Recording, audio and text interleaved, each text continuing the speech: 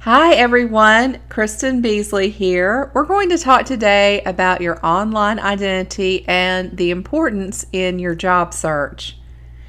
Now, we know from a survey that JobVite did where 93% of the hiring managers that they surveyed said that they would review a candidate's social profiles before making a hiring decision.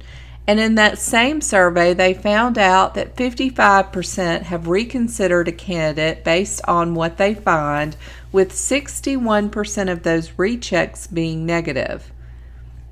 Now, common sense would tell you not to post anything about illegal drugs, but I do see that from time to time when I'm on social media, and 83% of employers and recruiters see those types of posts as a turnoff.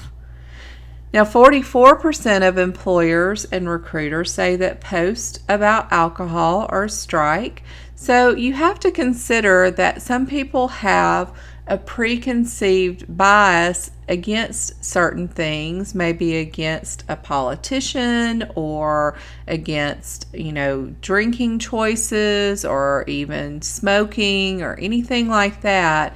And when they see something that they don't agree with, that can factor into their decision-making process about whether or not they want to invite you for an interview. And with the floods of applications coming across employers' desks these days, then you're going to be very hard-pressed to prove that that is the reason why you didn't get invited for an interview.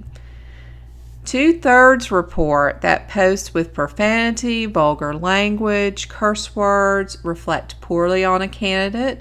This even happened to two high school basketball players who were going out for Marymount University's basketball team to get a full scholarship, and Marymount stopped looking at one. And they cited that the reason was because his Twitter feed was filled with vulgar language and that they did not want that associated with the brand of their university. So thinking about, a company or a university or a college, what they're looking for are people that they want to represent their brand or their image. And so when you are in a job search, you need to pay particular attention and make sure that any posts that you have with questionable pictures, with questionable language, etc., that you clean that up. You get rid of those, delete those. If you have a friend that's tagged you in a post like that, untag yourself or ask your friend to take it down. Now, interestingly, in this age of texting and tweeting, misspelled words and grammatical errors are met with a 66% disapproval rate by employers and recruiters. Now, there's a simple fix for that. There's a website called Grammarly.com, that's spelled GRAMMARLY.com. And that's a great website because you can do a little add-on to your browser that will help you to check your posts as you're writing them, and it'll suggest to you if you've got a spelling error or a grammatical error, how you can fix that error.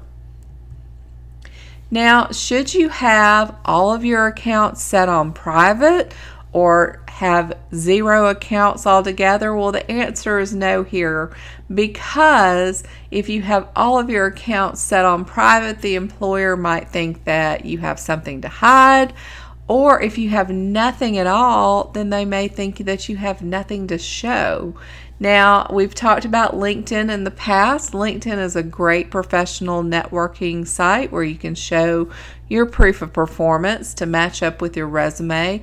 Instagram is another site where if you are in cosmetology or in journalism, building science, any of those types of things where you can do before and after pictures or videos to show proof of performance, then that is a great site to leave where an employer can view it and see proof of performance of what you have on your resume.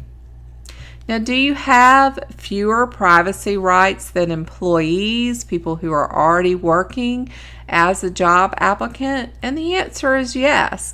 The Supreme Court has actually ruled on this, and they said that denial of a future employment opportunity is not as intrusive as loss of an existing job. So is this legal for them to look at all this? Well, the short answer is yes. So long as the current or potential employer does not use this information to discriminate on protected grounds such as race, religion, or gender. And the reason is because American Bar did an article where they showed that 53% of resumes contain false information and 78% contain misleading information. So a prudent employer is going to take every legally available means to screen their job applicants and to verify their character, qualifications, and abilities.